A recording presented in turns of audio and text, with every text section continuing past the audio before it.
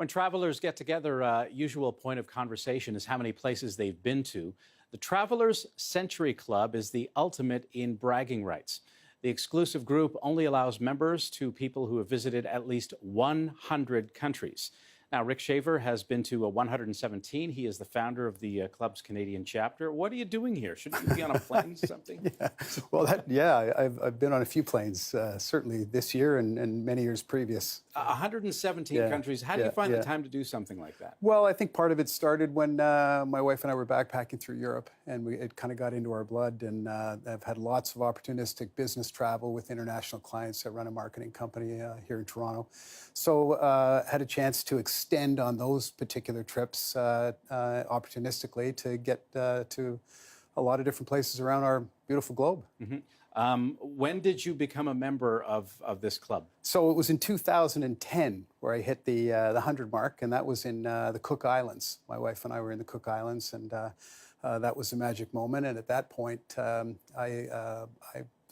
seek permission to start the Canadian chapter of the Travelers Century Clubs. How many members in that club in Canada? Well, in Canada, there's approximately 75 or 80. And they say it's the hardest club to get into in the world, just because of the trials and tribulations of getting around the planet.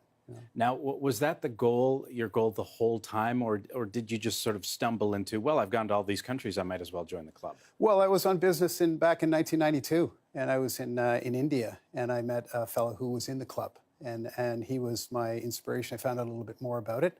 And from there forward, as I started to get closer and started to experience different continents and then different countries and so on, that's really what I wanted to do, was to get to that magic 100 number. We got some great photos of some of the places that you've been to. Do you have a favorite place that you've been to? Well, people ask me that all the time, and I always default to, my favorite country is the next one. but in this instance, it's always the next one. That's right. I can say recently, just in March, we were in Bagan in Miramar, which was it's a country rich with history, pagodas, temples, stupas. That was great. Chernobyl, of all places. I like to get to really, unique places. And of course, Chernobyl was in the news back in 1986 with the nuclear meltdown that occurred. And it's now kind of like the Planet of the Apes. It's completely abandoned. Completely abandoned, overgrown, incredible place to visit, Now, of all the places that you landed in, did you ever think, okay, I don't want to stay here very long?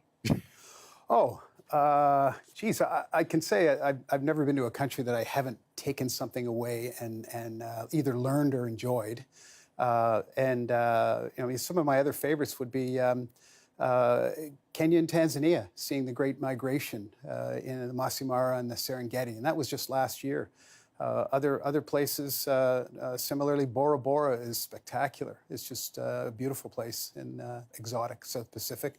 But number one on the list would have to be the Galapagos Islands. And the Galapagos Islands, that's a world treasure. It's just a miracle, really. Just that so many of the Pacific Ocean currents meet there, and over centuries, Darwin's theory. That's where Darwin came up with this theory of relativity. So that's spectacular. What do you think is going to be number 118? And how do you feel every time you land back home in Canada? What feeling do you have? 118, and as much as it's, my wife and I, Jane and I are going in February to Antarctica.